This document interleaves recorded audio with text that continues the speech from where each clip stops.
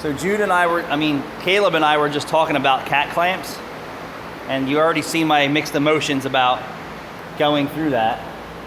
Holy fuck. That's probably the one I ordered. Right there. $200 from Napa.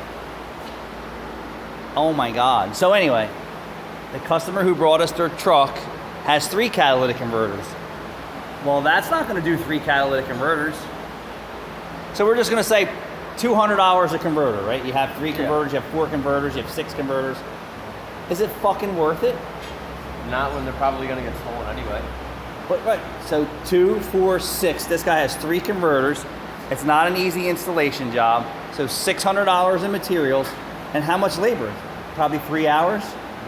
So $1,000. You can get your converters replaced on most cars at a shop like mine for $1,000, maybe a little bit more. So this makes no sense to me. That makes 0 sense to me. To spend $1,000 for 3, if you have 1 converter, right? Okay, then yeah. And it's an older car. You steal it off an older car. What's the older car cat job here? 300, 400, 500?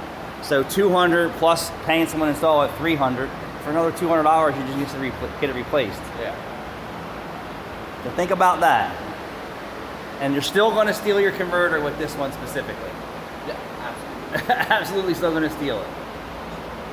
Because there's nothing stopping them from just So I don't agree with this.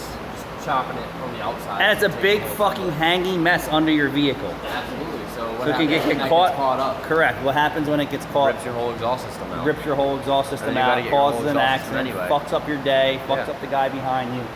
Yeah, that's definitely not. Definitely, I wouldn't do it. Thanks for watching. Just our opinions.